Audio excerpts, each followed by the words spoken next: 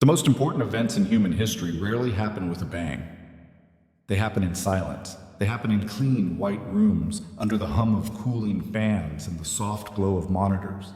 While the world was arguing over borders, inflation, and fleeting political scandals, a team of researchers in Shenzhen, China, quietly turned a key that humanity has been fumbling with for 5,000 years.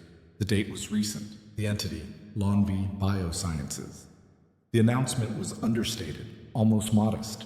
They claimed to have found a method to extend the lifespan of mammals by over 64%. Let that number sink in. 64%. If you apply that math to a human being, the average life expectancy doesn't just inch up to 90, it leaps to 150 years. We're not talking about keeping you alive on a hospital bed, hooked up to machines. We're talking about extending your prime. Imagine being 90 years old, but your heart, your skin, and your mind operating with the vitality of a 30-year-old. This is the dawn of the post-aging era. But this story is not just about biology.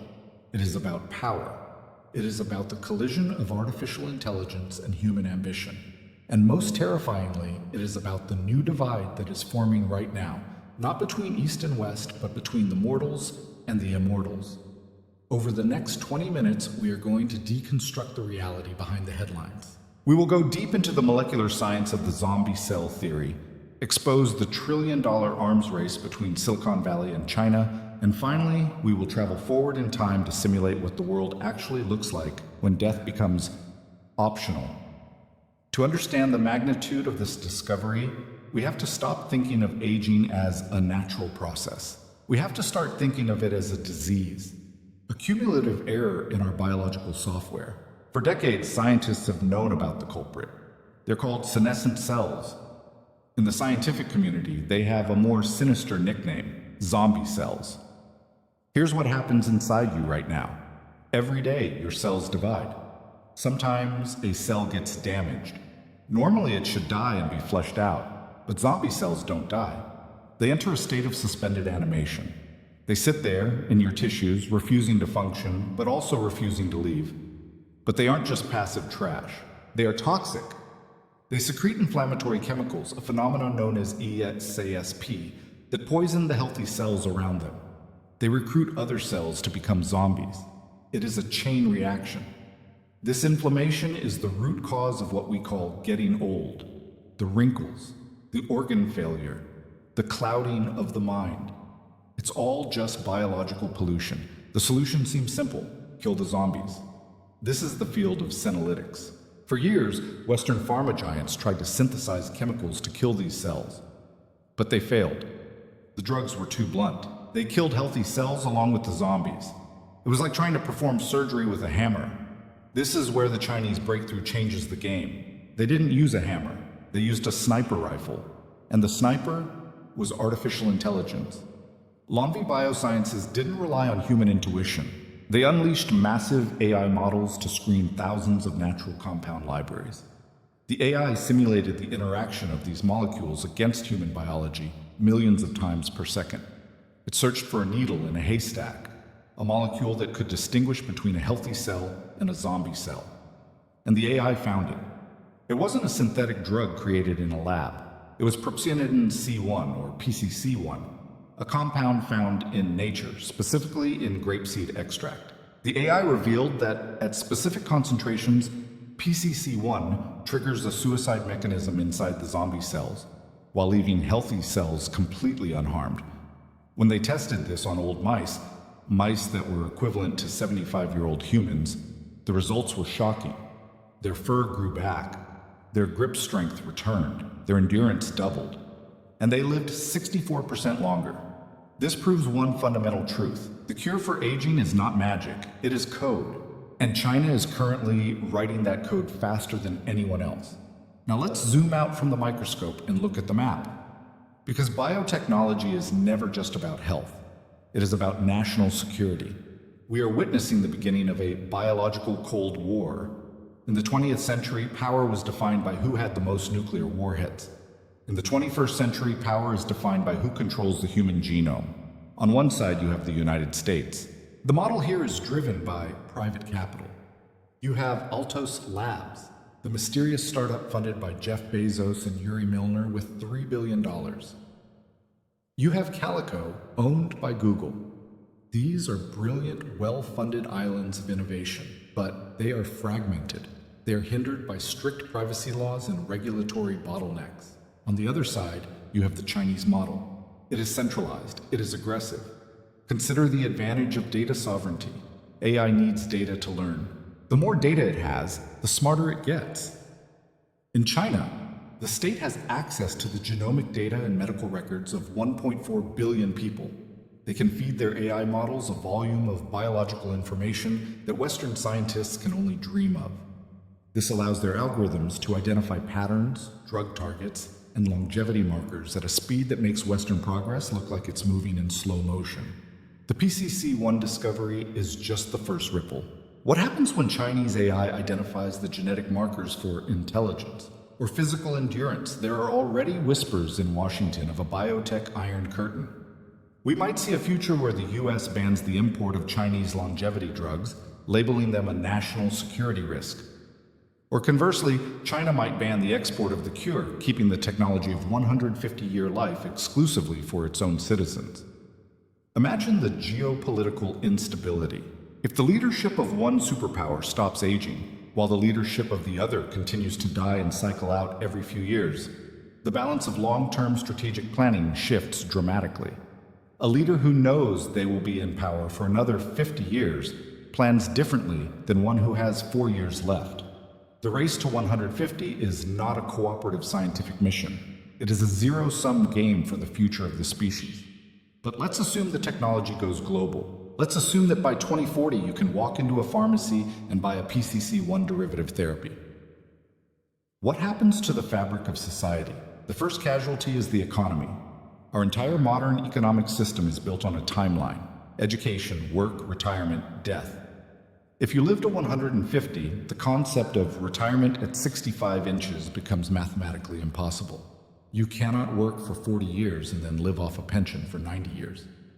The math breaks. This means the life script changes. We will enter the era of the multi-stage career. You might be a software engineer until you're 50. Then you go back to school, which will be normal for 60-year-olds, and become a doctor until you're 100. Then perhaps an artist until 130. But here is the darker economic reality: wealth accumulation. Compound interest is a powerful force. If a wealthy individual today invests their money, it grows over a lifetime of maybe 80 years. But imagine a billionaire who can let their wealth compound for 150 or 200 years. The concentration of wealth would become astronomical.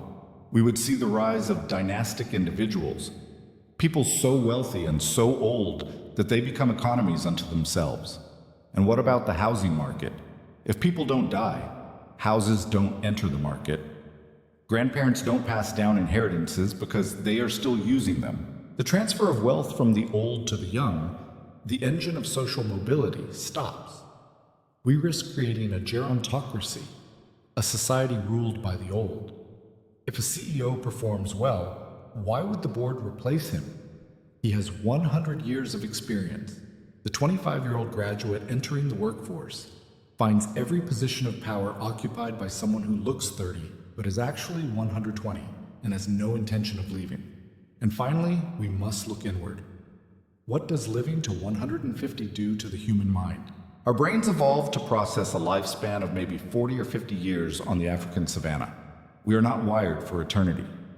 Psychologists predict a new crisis: temporal exhaustion, the sheer weight of memory. Can you remember the details of your childhood?